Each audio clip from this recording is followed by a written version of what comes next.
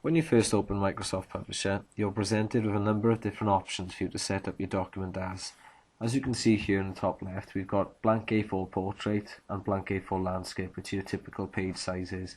But you've also got all these other templates for you to be using. So for example, if I wanted to create an advertisement, it'll give me all these templates which I can take and basically type over the top of and call my own. But if we just go back to the home page here by clicking home, we'll just go back a step.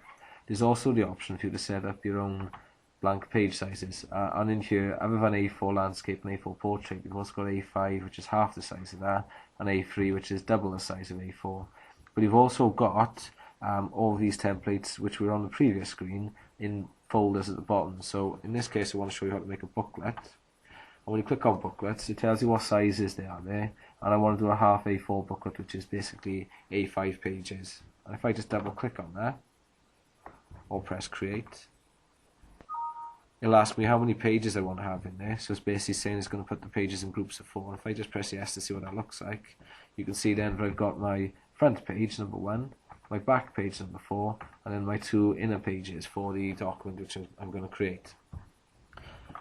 But what I would like to show you is how to set up a document which is just a specific size. So if you've been given a measurement for like a magazine column or advert, on more blank page sizes, you can click on create new page size here, and then you can decide how big that page is going to be. So for example, if you're told that it's going to be 6 centimeters wide and it's going to be 12 centimeters in height, and when you press OK, it will make a document for you here, new page size, and you can give it a name if you wanted to. But if we just double click on there or press create, as I said earlier, it will make that document for us then to be able to do what we need to do with it.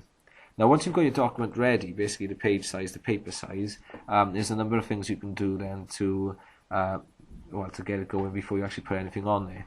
So a lot of people I know get confused by this blue margin which appears in Publisher, and there's a way of getting rid of that. And if you just go to page design, margins, and if you press none, then it disappears altogether, because I think a lot of people get confused thinking that they can only work inside that blue line and nothing outside of it will print off, but that isn't the case. If you realise that your orientation of your document isn't quite right, if you want it to actually to be landscape instead of portrait, as it is here, you can change it. And the size, you can also go back and change. So instead of making this document from scratch as we did, we could have made just an A4 document and then change the size coming this through this way here. And you can also use guides. So for example, if you want to make sure things are all perfectly in line, any pictures or text you want to add into there, you can add these grid lines, and these won't actually print out at all. They're just there to help you a little bit.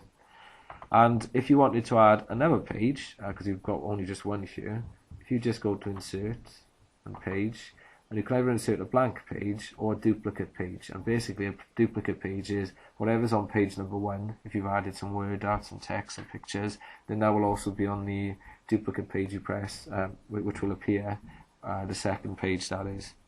And as you're working, as you might find as you start to type on here, the text might be really, really small. You can zoom in and out here, and there's also an option on the view menu where you can see the whole page or the page width, which takes you right the way in, so you can work in a lot of detail very closely.